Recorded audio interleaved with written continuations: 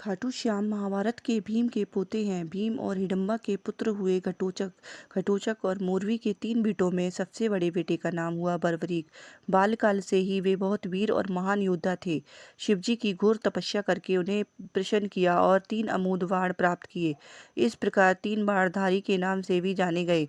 जब बर्बरीक को महाभारत का युद्ध का पता चला तो उन्होंने अपने धनुष बाण उठाकर युद्ध में जाने का निर्णय लिया। वह अपने छोटे दादा अर्जुन जैसे ही धनुर्धारी थे। जब वह युद्ध भूमि की ओर जा रहे थे तो उनकी माँ ने उनसे वचन लिया कि जो पक्ष हारने लगेगा तुम उसकी तरफ से युद्ध करना, तुम हारे का सहारा बनना। माँ को वचन देकर वह अपने नीले रंग के घोड़े पर सवार होकर 3 अमोघ बाण और धनुष के साथ कुरुक्षेत्र की रणभूमि की ओर चल पड़े। अपनी माता को दिया वचन के अनुसार बर्बरीक हारने वाले पक्ष की तरफ से लड़ने लग गए। श्री कृष्ण समझ गए कि ऐसे तो महाभारत का युद्ध कभी भी समाप्त नहीं होगा।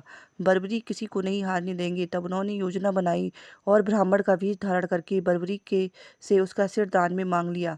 बर्बरीक ने विनती की कि कोई साधारण ब्राह्मण उनका सिर दान में नहीं मांगेगा, इसलिए अपना असली परिचय दें। श्री कृष्ण अपने रूप में आ गए।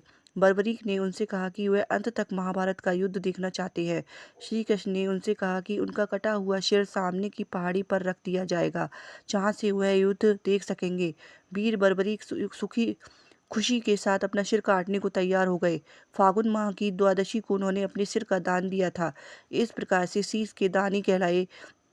भगवान कृष्ण ने उन्हें वरदान दिया कि कलयुग में उन्हें मेरे नाम श्याम के नाम से पूजा जाएगा।